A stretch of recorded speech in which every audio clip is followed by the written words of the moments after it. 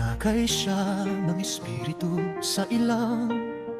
Nag-ayuno siya ng 40 araw at 40 gabi hingang. At gutom na lamang ang natitira. Dumating ang Diablo at nagsalita ng mga salitang parang hangin at buhangin. Maging bato ka na, maging tinapay, o Panginoon. Ang salita ng Diyos ay umalingaw-ngaw sa mundo.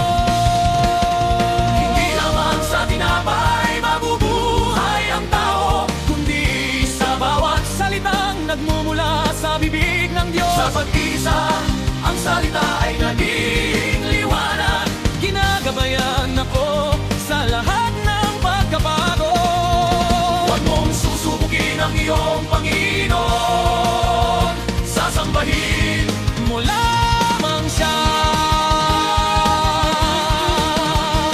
Hilimen siya ng Diablo gamit ang mga salita mula sa kalaliman. Kung ikaw ang anak ng Diyos, magpatihulog ka. Nanatili siyang matatag sa pagtitiwala. Huwag mong susubukin ang iyong Panginoon na iyong Diyos. Hindi lamang sa tinapay mabubuhay ang tao, kundi sa salitang nagmumula sa bibig ng Diyos. Tinukso siya ng Diablo ng kaluwalhatian. Sambahin mo ako at ibibigay ko sa iyo ang lahat. Ngunit sinabi niya ng may autoridad, lumayo ka sa akin, Satanas. Sambahin mo ang Panginoon, iyong Diyos. At siya lamang ang paglilingkuran. Ang Diablo ay natatahimik sa kadiliman.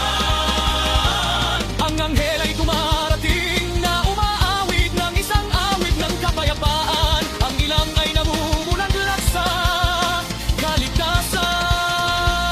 Sambahan ng Diyos ang tinapay na nagpapalusog sa akin sa gitna ng malawak na mga patibong ng buhay. Naway laging sambahin ang aking puso.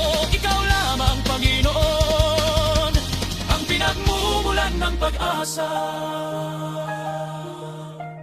Ang buhay na salita, ang laging nagniningning na salita. Akayin mo ako sa lahat ng ilang ng buhay.